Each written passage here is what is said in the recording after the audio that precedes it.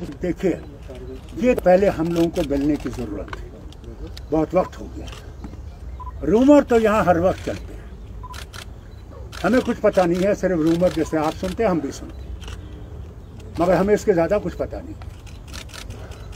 जो वो करना होगा करेंगे, हम तो अल्लाह की रस्सी को थामे हुए हैं और इंशाल्लाह उम्मीद करते हैं कि वो हमारे फ्यूचर को ठीक रखेगा। डिलिमिटेशन का सवाल है, हम लोग कोर्ट में हैं, सुप्रीम कोर्ट में हैं, और हमने उनसे कहा है आप वो सुप्रीम कोर्ट का पढ़ लीजिए, उसका जवाब आ जाए हमें।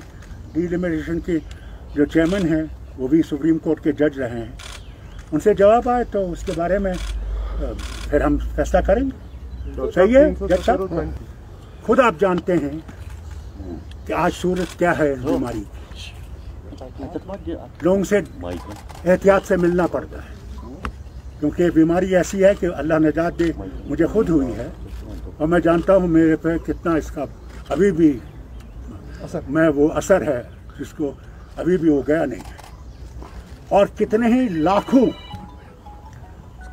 इस दुनिया फानी से चले गए इस बीमारी से, और हम इस बीमारी को ऐड नहीं कर सकते, बल्कि हम आज हमने पूरा मिलके उन सब को जो इस बीमारी से गुजर गए हैं उन्हें हमने जो है मगफिरत के लिए दुआ मांगी। और एक बात जो मैं भूल गया आपसे कहना, यहाँ पे पुलिस का बड़ा ज़बरदस्त दबाव और है, और लोगों को पकड़ धक्कड़ ये वो कर रहे हैं, बच्चों को पकड़ के ले जा रहे हैं। मैं समझता हूँ ये नहीं होना चाहिए। मेरे ही रास्ते पे आप देखें, वहाँ पे नीचे कंडा है नर्सिंग होम के पास, वहाँ खोल देते हैं, बंद कर देते हैं। जब उनसे पूछते हैं कि क्यों बंद किया है, दुनिया की गाड़ी चलती थी, आज इसे बंद क्यों कर रहे हैं, इनके पास कोई जवाब नहीं है। तो ये तो गलत है। अगर ये डेमोक्रेटिक राइट है इंसान का चलने का सड़क पे, तो उसको बंद क्यों कर रहे हैं? उन गाड़ियों को लाइन में क्यों खड़ा कर रहे हैं? मैंने ये देखा नहीं है, और इसलिए मैं लेफ्टिनेंट गवर्नर साहब से ज़रूर अपील करूंगा आपकी मेहरबानी से इस तरह भी तवज्जो दें कि ये पकड़ धक्कड़ है इसको बंद करें। यहाँ फिर लोग इतने खिलाफ हो जाएंगे कि इनको फिर संभालना मुश्किल हो जाएगा। और आपने मुझे वोट दिया है कि मैं इस्तीफा दूं, कमाल है। आग में रहकर हमने लड़ना है। मैं आपको एक बात याद दिलाना चाहता हूँ, आप उस वक्त पैदा भी नहीं हुए। मेरे वालिद को जब सऊदी अरेबिया में थे और उनको ये पता लग गया था कि दिल्ली जब वो वापस आएंगे उनको गिरफ्तार किया जाएगा, तो उस वक्त के जो बादशाह जो थे शाह फैसल, उन्हें शेख साहब को ऑफर किया कि आप यहाँ रहिए, हम आपको सिटीजनशिप देंगे। उन्होंने कहा मुझे नहीं चाहिए, मैं आग में रहकर उस आग में उस आग को बुझाना चाहता हूँ। हम भी पार्लियामेंट में रहकर अपने हक के लिए लड़ते रहेंगे जब तक हम जिंदा हैं। तो या पार्लियामेंट के मेंबर, मुल्क में तो पहले ही अपोजिशन बड़ी है, हर एक पार्टी बड़ी है, आप देखते हैं सब इकट्ठे हैं, कई मसलों पे इकट्ठे हैं, और इंशाल्लाह आगे भी इकट्ठे रहेंगे। तो ऐसी बात तो है नहीं कि नहीं इकट्ठे रहेंगे। मैं सिर्फ हम सब भी यहाँ से इस बदनसीब सरजमीन से ताल्लुक़ रखने वाले हैं, जो भी मुसीबत आज तक आन पड़ी है हम पर, एक साथ मिलकर हमारे आवाम ने उसको झेला है, सामना किया है। ये जहाँ तक सवाल है पार्लियामेंट में जाने का ना जाने का, मेरे ख्याल में ये बहस सब कहीं पर रुकनी चाहिए। जहाँ तक हमारे PhD का ताल्लुक है, we will use every opportunity, कमज़ोर से कमज़ोर तरीन अपॉर्चुनिटी भी हमें मिले, हम उसको खोना नहीं चाहेंगे, मज़ाहिमत कर लेंगे अपने आवाम की खातिर।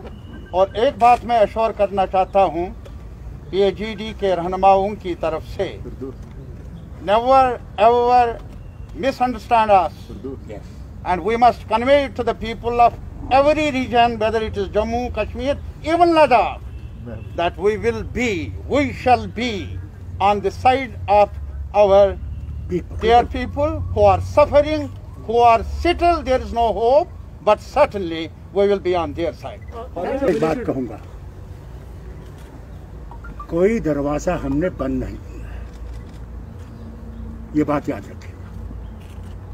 जब वो हमें बुलाएंगे इंशाल्लाह देखा जाएगा, हम लोग देखेंगे उस वक्त। We will see to this thing, but we have not closed any options. Yes.